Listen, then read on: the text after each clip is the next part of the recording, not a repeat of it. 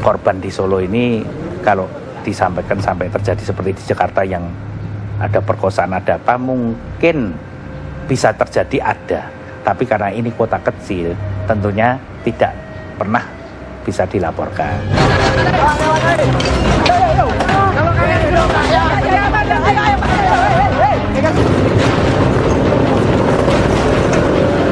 Selama kerusuhan juga atau tidak ada aparat yang secara proporsional menjalankan tugas keamanan, seolah-olah kan dibiarkan begitu.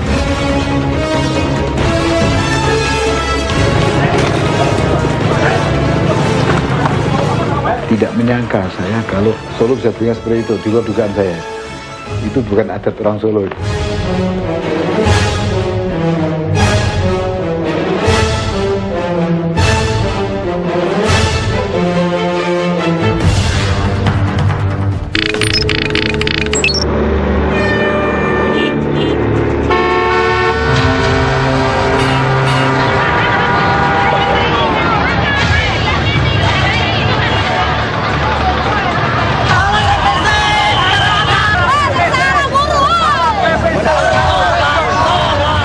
Them as ministers, commanders of the army.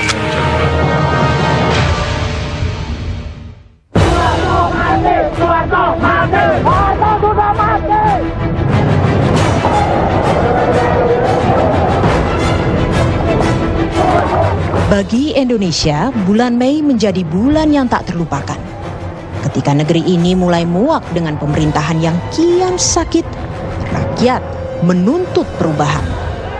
11 tahun yang lalu, saat masyarakat penuh dengan angan masa depan, kata reformasi mulai diperkenalkan.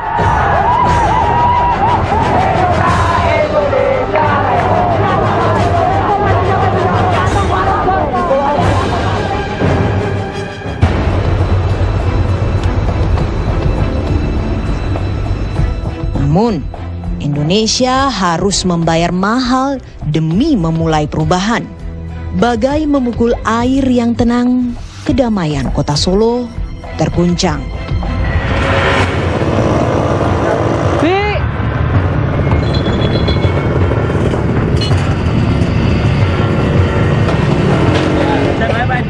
Saya mengalami trauma ini karena setelah kejadian waktu itu pun melihat kejadian juga bukan main. Bagaimana api berkorbar di mana-mana di sekitar rumah saya. Kemudian bagaimana kita merasa sudah bukan manusia lagi.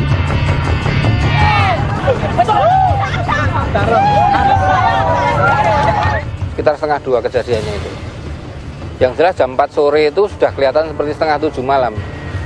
Karena pekatnya asap. Saya kebetulan bawa kamera, saya sempat memotret. Saat itu memang sudah berembus akan ada demo besar-besaran hari Jumat. Karena pada saat minggu-minggu itu saya sedang membantu syuting sebuah sinetron di Gajahan. Tapi ternyata tiba-tiba hari Kamis itu sudah terjadi kerusuhan. Penasaran, saya ikuti, saya cari mana sih yang paling depan kerusuhannya kayak apa. Nah, tapi sudah semerawut. Saya memotret hampir di semuanya terjadi, mulai dari Singosaren sampai ke Urip Sumoharjo depan Hotel Trio. Kelihatannya serentak, padahal demo itu setahu saya belum sampai di kota. Setahu saya masih di Pabelan demonya.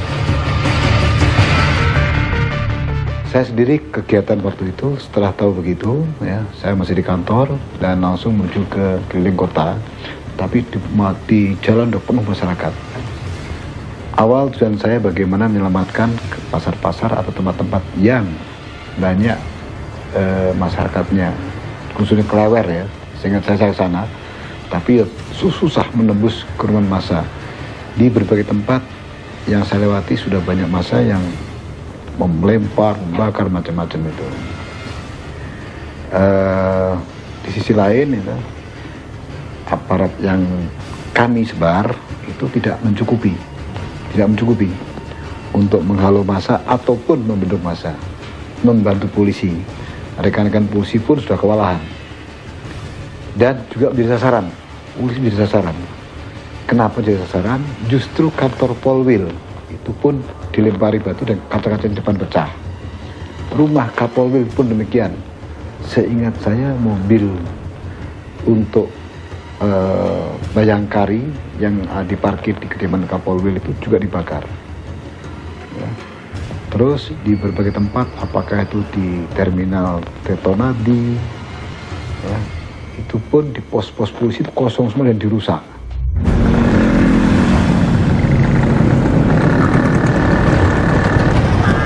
Lalu di Slamet Riyadi itu sudah penuh orang, banyak aparat yang dominan TNI.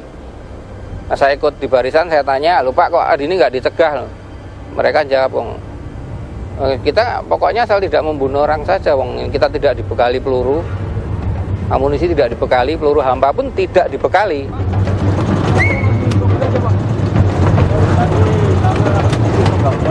Walaupun ini mungkin ya mengundang resiko, kalau saya pribadi mempertanyakan, kenapa beberapa hari sebelum kejadian pasukan di Solo tuh dikeluarkan dari Solo. Mungkin alasannya Jakarta perlu, Indonesia Timur perlu, tapi kenapa Solo tidak diwaspadai? Saya betul-betul melihat, bahkan saya sempat bertanya. Di Solo selama kerusuhan juga toh tidak ada aparat yang secara proporsional menjalankan tugas keamanan, seolah-olah kan dibiarkan begitu. Terbatas, Mbak, siaganya terbatas di tempat tadi. Tidak menyangka saya kalau Solo bisa beringat seperti itu, di luar dugaan saya. Itu bukan adat orang Solo itu. Korban di Solo ini kalau disampaikan sampai terjadi seperti di Jakarta yang ada perkosaan, ada apa, mungkin bisa terjadi, ada. Tapi karena ini kota kecil, tentunya tidak pernah bisa dilaporkan untuk menjaga privasi mereka.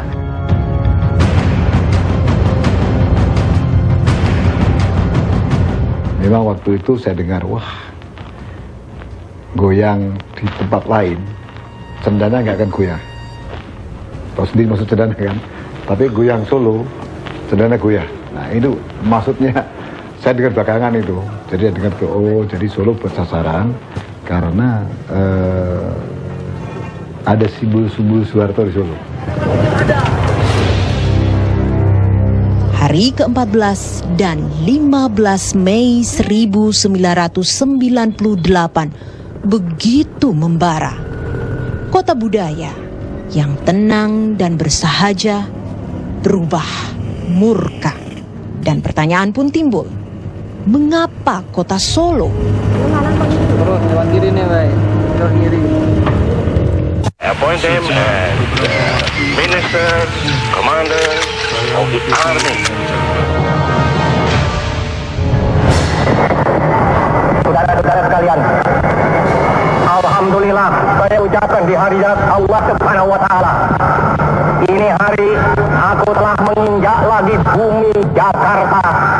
Sudah hampir 4 tahun lamanya saya tidak bersuara. Indonesia mencita-citakan kedaulatan rakyat sejak proklamasi.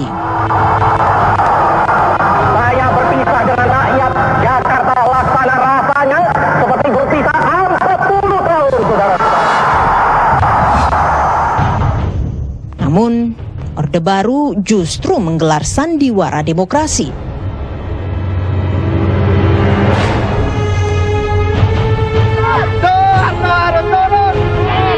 Dan percikan-percikan api yang memprotes tirani otoriter pun tak terelakkan merayapi negeri ini.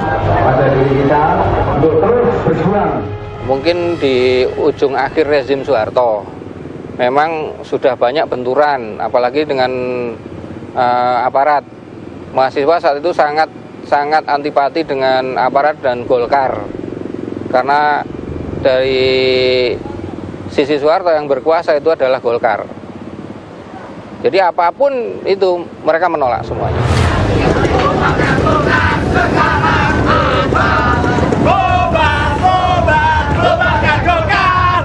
Dominasi Golkar ini cukup kuat karena unsur pemerintahan Orde Baru pada saat itu. Nah, sementara di Solo ini ya banyak nasionalisnya. Sehingga ketika dia ditekan, orang-orang ditekan, ketika ada sentimen politik, ya sasaran kemarahannya pada Golkar. Itu karena Golkar sangat pada saat Soeharto itu merasakan bahwa dia sangat-sangat benar-benar menguasai semua aspek kehidupan. Salah satunya adalah gapura-gapura itu aja disuruh kuning.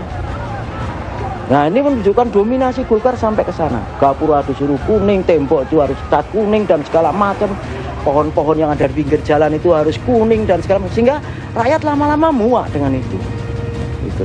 Dan Golkar itu adalah salah satu yang bertanggung jawab pada kehancuran bangsa kita. Karena dia menguasai birokrasi di Indonesia. Sehingga salah satu sebenarnya tuntutan pada saat 98 itu adalah bubarkan Partai Golkar. Hidup rakyat! Ingin reformasi aja.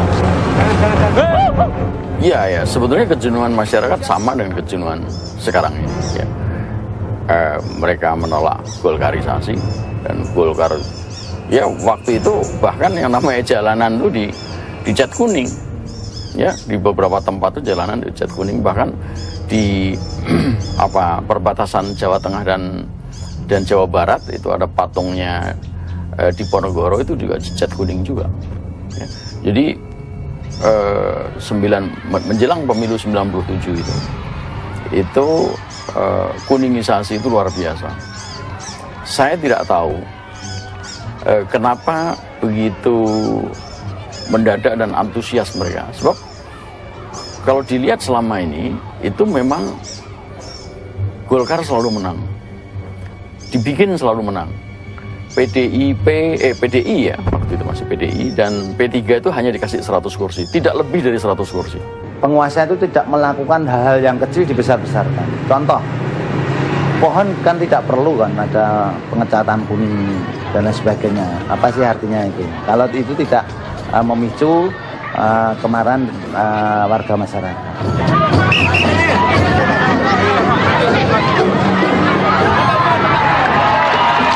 Bukan hanya menyangkut masalah pilihan politik, sampai warna pun ditentukan harus kuning. Ini kan harus kebangetan tuh. Masa Jawa Tengah ada orang berani kan kebangetan sekali kan. Kalau saya itu kuningisasi itu bagian daripada itu saja, bukan itu. Jadi yang kalau saya potong kalau masalah kuningisasi yang marak di Jawa Tengah itu kan menjelang pemilu tahun 97. Di seluruh Jawa Tengah oleh perintah gubernur, konon ceritanya seluruh pagar, pohon, tetek bengek harus dicat kuning. Ya, saya melawan sama teman-teman saja ini. Ini harus dihentikan karena ini simbol arogansi kekuasaan.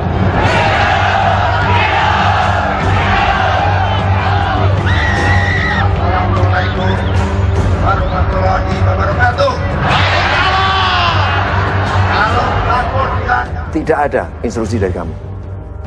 Itu adalah merupakan aktivitas daripada masing-masing kader.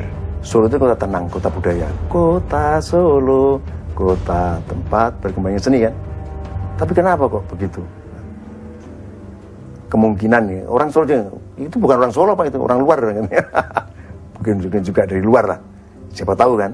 Tapi saya nggak ingin menuduh demikian. Nah, kan terjadi di Solo ya itu terjadi di Solo Baru misalnya itu sampai gor semuanya dibakar semuanya. Ya kalau di kalangan kami itu memang saat itu sangat tidak suka dengan figur itu. Itu memang tidak bisa diingkari, memang betul terjadi seperti itu. Bahkan sampai rumahnya dihabisi, bahkan sampai pondasinya pun dibongkar. Itu tidak cuma sehari, kerusuhan sudah berakhir itu masih dikerjain terus. Kalau terjadi situasi chaos, suatu anarkis, gak peduli. Apakah rumahnya Cina, apakah rumahnya Arab, apakah rumahnya orang Indonesia, semuanya akan terkena itu. Apakah itu rumahnya pejabat atau tidak pejabat, terkena semua. Karena apa? Emosi rakyat sudah anarkisme. Mudah-mudahan tidak terjadi lagi lah. Itu yang kita harapkan.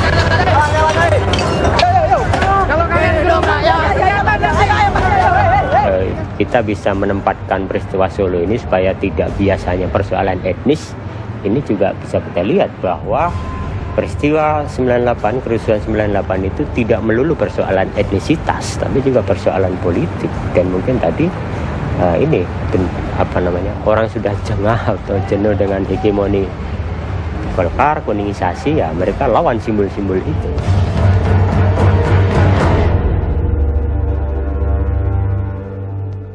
Appoint them as ministers, commanders of the army.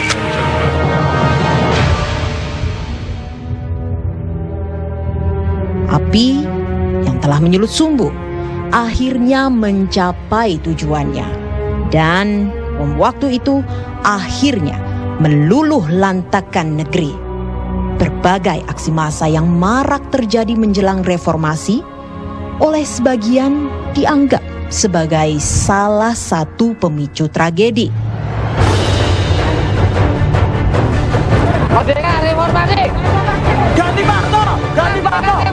Iya, peristiwa di Solo ini ya tentu tidak berdiri sendiri. Ini pasti juga berkaitan dengan kondisi nasional ya, yang waktu itu sudah dalam suasana yang seperti itu ya. Pertama, faktor ekonomi, kita dihadapkan pada krisis yang luar biasa sejak tahun 97 ya kira ya.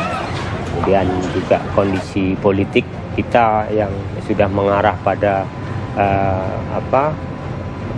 tanda-tanda keruntuhan rezim Orde Baru, ditandai oleh munculnya demonstrasi di mana-mana. Mahasiswa juga di Solo ini jauh hari sudah melakukan gerakan-gerakan menentang rezim yang berkuasa waktu itu. Bibitnya, benihnya itu sudah dari awal sudah ada, dan ini mudah dipicu di Solo karena bisa memanfaatkan konflik etnis, atau juga di Solo sendiri mungkin kesenjangan sosial ekonomi semakin menganga. 14 Mei itu ya, aksi itu sudah dimulai hampir setiap hari. Di Solo ini ada 2 kampus yang besar. Yang satu kampus UMS, itu blok barat, lalu kampus UNS itu blok timur. Nah, setiap hari mereka aksi. Setiap hari mereka bisa, bagaimana 2 kampus ini bisa menyeret masyarakat, lalu membuat boom selebaran di masyarakat, dan masyarakat menerima semua. Sehingga ketika mereka bisa keluar, masyarakat ikut bergabung. Nah, sekarang bagaimana menggabungkan antara UMS dengan UNS? Tapi UMS nggak bisa bergabung karena begitu mau keluar kampus sudah ditahan. Nah, saat puncak penahanan itu terjadi bentrok pada tanggal 14 Mei kalau tidak salah. Terjadi bentrok di UMS baru sampai di jualan, diajar habis-habisan oleh aparat, sehingga mereka harus masuk ke kampus lagi sampai sore. Nah, melihat kondisi seperti itu, rakyat marah. Ya, rakyat marah, terjadi pelemparan kecil-kecil begitu, ya. Terus pelemparan ini meluas sampai Malang. Nah, tanggal 15-nya teman-teman UNS keluar dari kampus, menyeret masyarakat sudah pada nunggu. UMS ini juga mau keluar, dihantam lagi. Bagaimana upaya 2 kampus ini bisa bergabung ini kesulitan, karena memang pertama jaraknya jauh ya. Yang kedua adalah penghadangan ini sangat kuat gitu. Nah, inilah baru muncul provokasi itu. Sudah muncul titik-titik api, bentrok-bentrok begini. UNS juga diajar habis-habisan. Teman-teman UNS itu di Rumah Sakit Mawardi itu hampir setiap hari itu 50-100 orang yang teman-teman mahasiswa dan rakyat yang harus diopnam di sana karena dipukuli habis-habisan, melawan terus. Nah, masyarakat marah. Nah, kemarahan ini dimanfaatkan oleh provokator tadi untuk melakukan kerusuhan itu.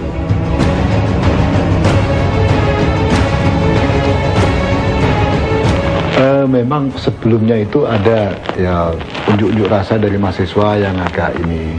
Solo itu ada tempatnya berdirinya Semit tuh. Kan dulu ada cikal bakal PRD itu dari Solo ya.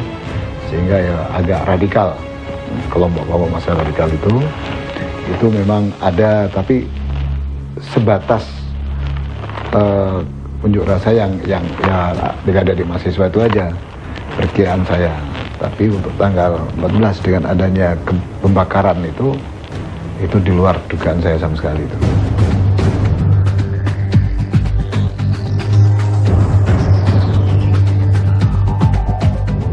Saya kan mengkoordinasikan Jakarta Solo ya. Pada saat itu kan teknologi belum secanggih sekarang.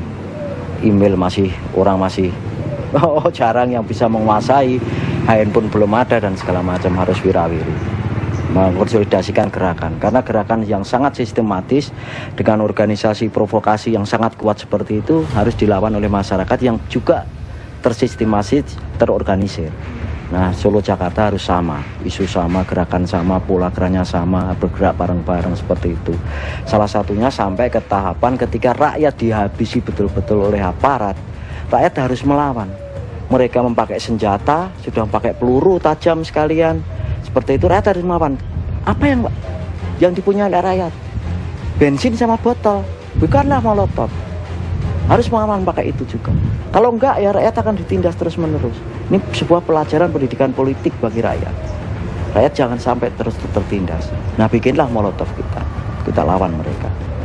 Nah, saat itu saya keliling itu, tas ini penuh dengan molotov, penuh bau bensin, lalu kita bagikan ketika polisi, tentara melakukan represif terhadap aksi-aksi damai sebenarnya, direpresif begitu kuat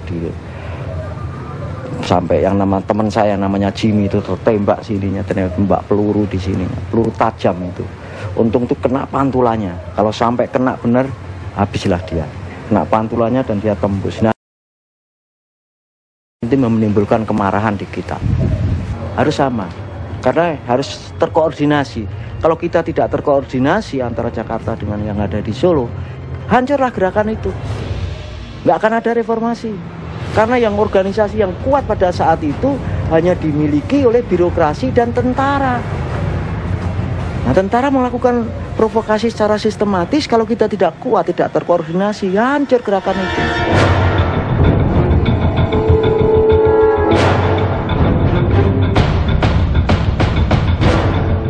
Terus yang kejadian malam pada saat showroom-showroom di Jarah dijebol itu, kalau nanya dari mana sih orang kenal, dari Jogja, selalu jawabnya dari Jogja. Cuman kita kan nggak bisa tahu apakah betul dari Jogja benar, apakah mahasiswa yang waktu itu Jogja diketati mereka lari ke Solo, kita juga tidak bisa tahu. Kita tidak bisa menuduh, tapi fakta itu yang kita temukan. Lalu mereka menjebol pintu showroom dengan cara yang brutal dan canggih menurut saya. Dijebol dengan linggis, pintu tidak terbuka. Mereka masuk entah dari mana, dari dalam tiba-tiba mobil itu kunci kontaknya dibandrek, mesinnya hidup, dari dalam ditabrakkan keluar sehingga pintunya jebol. Orang biasa tidak mungkin, Mas. Apalagi film-film belum seperti sekarang. Tidak mungkin itu. Kalau memang tidak dilatih seperti itu. Karena mahasiswa ini kelihatannya tidak bisa diprovokasi lebih cepat, provokator ini langsung terjun ke kota. Itu yang terjadi. Karena tidak mungkin masyarakat Solo akan membakar kotanya sendiri. Provokasi harus dipisahkan. Karena kita terdesak dan kita harus melakukan perlawanan. Kita nggak punya senjata. Yang kita punya adalah semangat bersama-sama untuk melakukan sebuah perubahan. Dihantam dengan senjata, dipukuli, ditembakin, diculik bahkan kawan-kawan kita. Nah, bagaimana rakyat tidak melawan? Jadi kita nggak mau provokasi, memberikan pendidikan pada rakyat supaya rakyat harus melawan.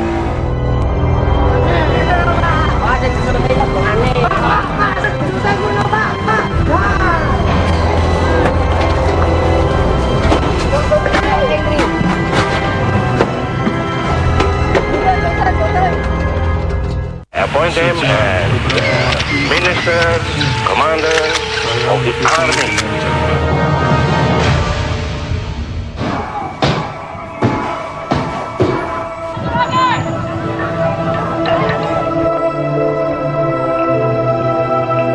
Darah dan air mata menggenangi perjalanan bangsa ini menyongsong masa depan.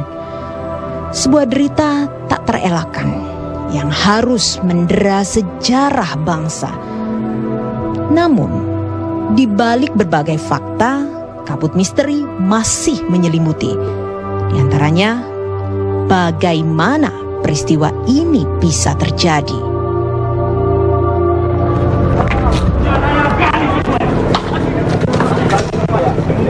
Semua ini orang-orang ini.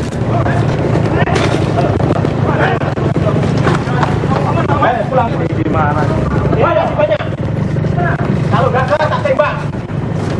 Sampai gagal. Satu lagi keluar. Ayo keluar. Apa mau gue? Kalau kamu yang gagal aja nggak begini kamu. Cari malingan apa lagi? Motornya juga. Gini. Ini kamu. Wih, nanti bukain lu.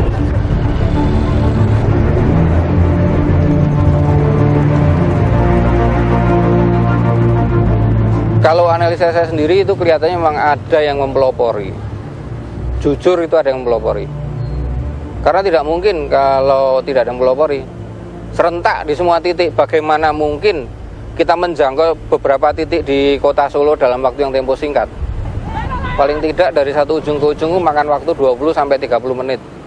Itu hampir serentak, saya dengan bermotor keliling, itu semua sudah terbakar.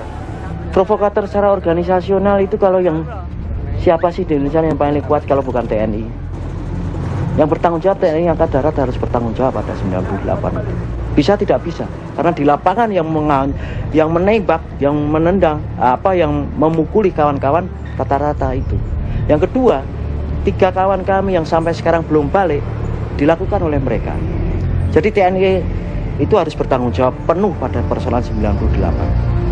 Tentunya dengan Polri juga sih, ya itu sama ya kan, pada saat itu kan masih menyatu TNI dengan Polri. Tapi yang paling bertanggung jawab adalah TNI.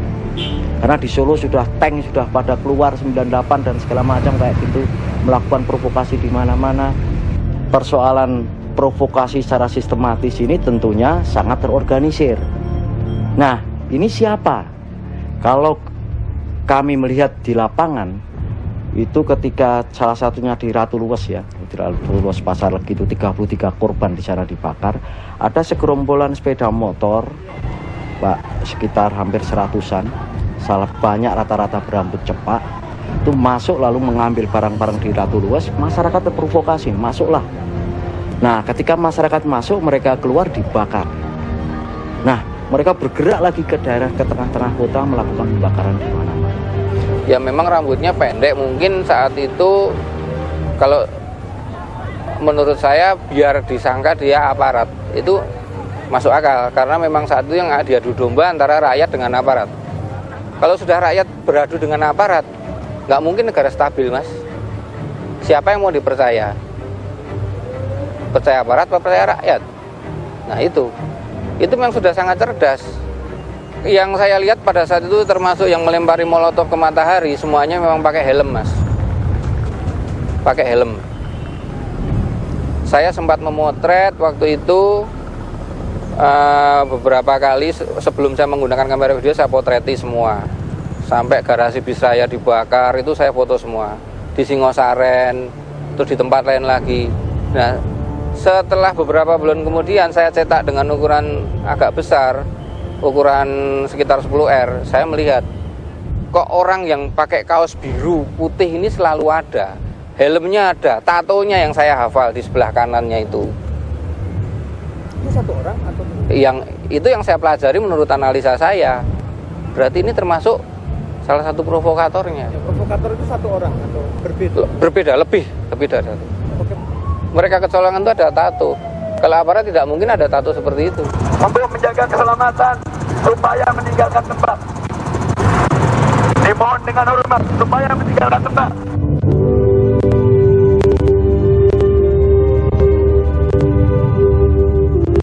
Pada waktu itu yang namanya Komandan Koremnya Solo itu namanya Kolonel Rianto.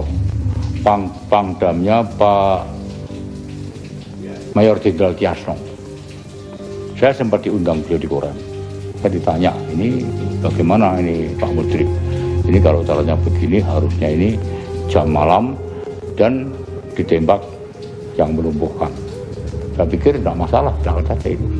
Karena saya pikir kalau sudah rumah keturunan Tionghoa habis, jadi rumah pribumi kaya pun juga akan dibakar juga. Karena saya sudah mengatakan ini sudah arahnya sudah revolusi sosial.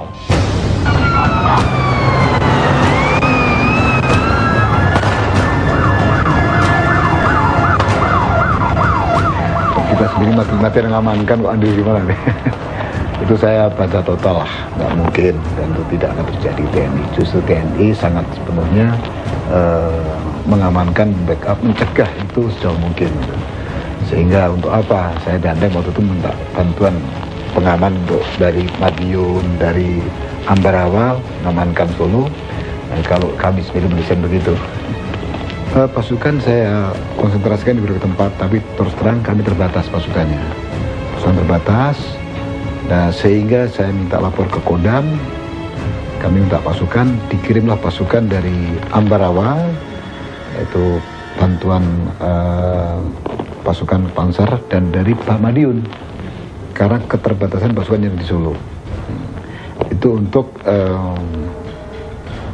khususnya membendung supaya masa-masa tempat-tempat yang bernilai ekonomi tinggi ya, yang pohon-pohon misalnya pasar besar, Klewer dan sebagainya itu kami bendung supaya nggak jadi rusak itu. Karena itu nanti akan menjadikan banyak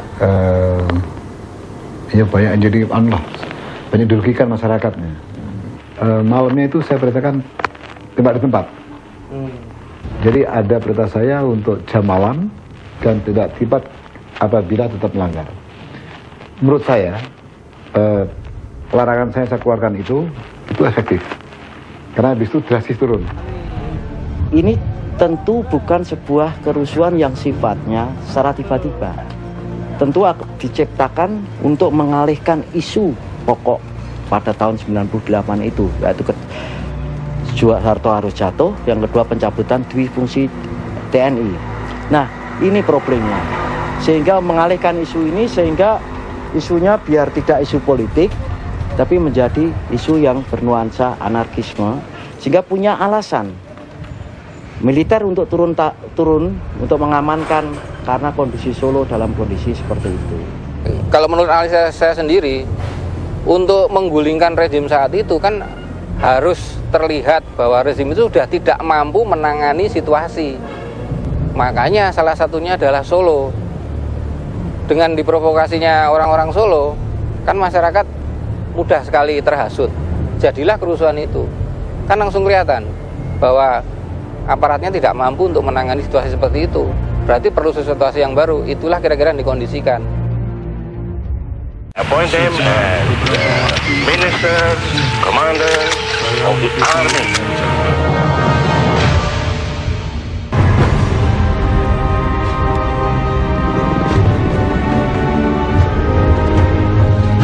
Seiring berjalannya waktu, guratan duka kerusuhan kian tersembunyi. Kota Solo telah bersolek agar cantik kembali. Namun, kepedihan masih membekas di jiwa para korban tragedi.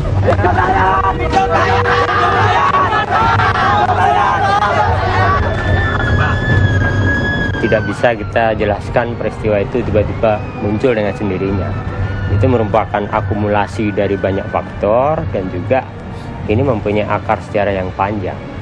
Jadi katakan begini, di Solo ini kan persoalan kesenjangan sosial ekonomi itu sudah ditemukan sejak abad 19 atau bahkan periode sebelumnya, dan itu terus berlangsung sampai periode Orde Baru. Perkembangan situasi nasional kita, terutama aspirasi rakyat untuk mengadakan reformasi di segala bidang kehidupan berbangsa dan bernegara. Segregasi sosial ini tidak pernah dihilangkan, bahkan semakin diperumit dengan persoalan etnisitas, bahwa yang kaya itu selalu dicitrakan ini adalah kelompok Cina misalnya, yang inlander selalu golongan yang miskin. Nah, itu terus berakumulasi terus sehingga selama Orde Baru katakan persoalan seperti itu seolah-olah dianggap tidak ada, bahkan dicoba ditutup-tutupi terus, lalu dibungkus dalam politik sara itu sehingga ya tidak pernah selesai.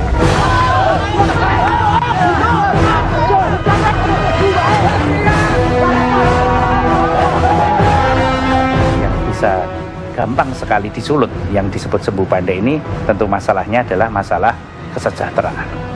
Kalau kehidupan masyarakat masih di bawah standar dan hidup masih susah, kita masih selalu berpikir besok harus makan apa gitu. Besok bisa makan atau tidak, bukannya bahas makan apa, besok bisa makan atau tidak. Ini memang satu hal yang sangat-sangat gampang untuk menjadi sumbu pendek. Nah, tentunya beberapa kelompok yang menghendaki sesuatu dengan sarana terjadinya sebuah kerusuhan atau terjadinya sebuah yang tidak baik di pemerintahan ini bisa memanfaatkan hal tersebut. Saya sendiri setelah banyak mengalami mendengar dari mereka jadi korban, akhirnya saya juga dirawat di psikiater selama 1,5 tahun karena terjadi trauma yang cukup besar. Dan satu sisi saya yang sampai sekarang jadi agak tertawa kalau pulang ke rumah karena di rumah saya pasang hidran gitu. Padahal rumah tinggal, karena memang waktu itu merasa sangat penting artinya sebuah hidran di mana semua lumpuh, tidak ada pemadam bisa keluar, rumahnya terbakar diam saja sampai habis. Ini kan jadi saya berpikir kalau saya punya hidran berarti saya bisa memadamkan sendiri. Tapi setelah saya pikir ini sebuah perbuatan yang konyol begitu. Tapi karena memang semua trauma ini kadang-kadang membuat kita berbuat yang di luar standar. Beberapa teman yang saya lihat hingga sekarang ada yang masih trauma, kalau ketemu orang pun marah sudah, dan dia betul-betul tertutup di rumahnya terus. Itu masih ada sampai sekarang. Kemudian ada yang betul-betul sudah tidak mau menceritakan apa kejadian Mei itu, ingin melupakan semuanya. Walaupun kalau orang bilang ingin melupakan berarti dia pasti belum lupa. Dan sekali lagi kami berharap apa yang sudah terjadi ini merupakan sebuah pembelajaran bagi masyarakat Solo. Karena kita akan sangat merasa bahwa kemunduran yang terjadi pada waktu kerusuhan ini sangat luar biasa. Kita bisa melihat pengangguran yang terjadi, beberapa pusat perbelanjaan, juga semacam mall ya, tapi waktu itu belum mall, semacam perbelanjaan yang semuanya hangus terbakar, sehingga menurut data yang kami terima, waktu itu ada sekitar 16.000 pengangguran di Solo. Dan 16.000 itu tidak hanya 16.000 yang menganggur dan yang kena dampaknya, karena dari 16.000 itu kan mereka bekerja misalnya di Matahari Dep Store.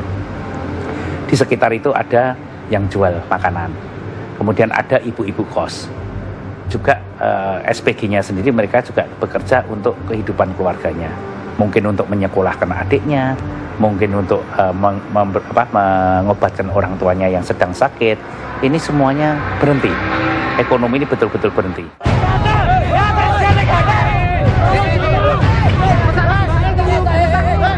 Bumi hangus selama 48 jam meninggalkan perih.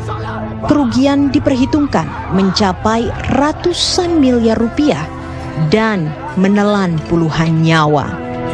Namun, bak mencari jarum di tumpukan jerami, di tengah amuk massa sulit mencari siapa yang harus diadili. Orang selalu bilang bahwa peristiwa kerusuhan 98 itu dengan label kerusuhan massa. Tetapi massa yang mana? Ini definisinya kan lalu ingin menggeser bahwa ini sebenarnya persoalan elit digeser ke persoalan massa. Nah, massa ini massa yang mana? Massa itu kan anonim ya. Jadi anonim sehingga setelah ini dianggap peristiwanya lewat, selesai gitu. Nggak ada proses hukum di dalamnya. Tapi kan yang terjadi di Solo, massa yang terlibat di situ ini kan awalnya diprovokasi. Ada kelompok orang yang memprovokasi itu untuk kemudian bertindak anarki.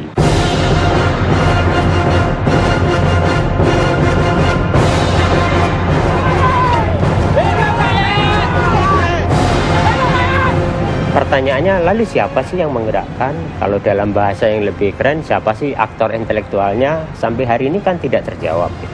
Tetapi sebagai peristiwa kan lalu ini mudah dilupakan gitu. Ini yang harus kita ingat selalu ya, bahwa peristiwa yang sangat suram, kelam itu janganlah lalu dianggap selesai, tidak ada makna historisnya apa-apa, dan lalu orang ya semuanya melupakan. Makanya saya katakan bahwa ini provokasi secara sistematis itu. Jelas ada hubungan komando, struktur komando dari pusat sampai ke daerah ada. Itu pasti. Karena kerusuhannya begitu benar-benar sangat rapi mereka kerjakan. sampai saat ini tidak terungkap siapa. Secara kasat mata jelas kita ngerti siapa sih organisasi yang paling kuat untuk melakukan provokasi kepada masyarakat. Nah, kalau bukan sebuah institusi negara, nah problemnya adalah mereka mampu menutup-nutupi secara sistematis juga. Tidak ada satupun peristiwa di Indonesia yang diusut, ya. Dari peristiwa 65 sampai sekarang masih gelap. Tidak pernah ada diusut.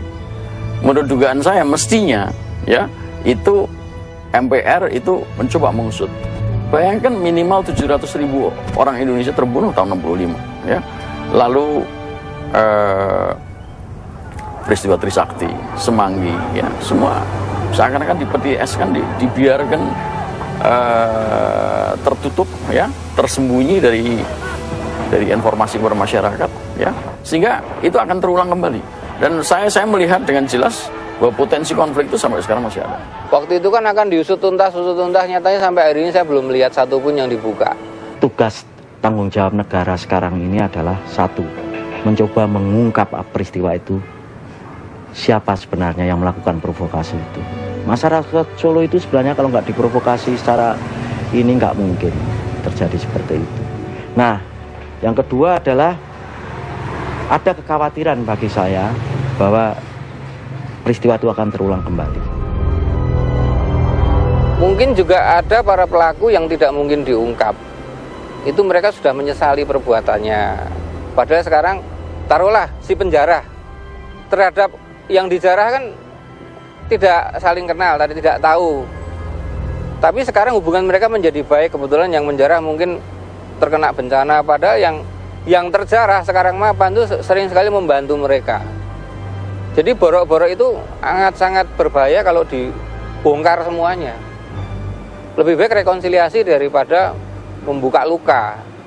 Nah, seperti itulah, seperti kami para saksi yang mengetahui situasi itu, memang sepakat sebaiknya itu untuk pelajaran pahit saja, tidak perlu dibongkar semuanya. Solo sekarang sudah kondusif. Saat ini pasti yang melihat tayangan ini banyak yang masih tersenyum sendiri. Mereka merasa berhasil, atau bahkan ada yang menangis merasa gagal. Tapi itu adalah fakta sejarah yang tidak bisa diingkari. Sejarah hitam yang terjadi di Solo. Dan tidak disiarkan televisi.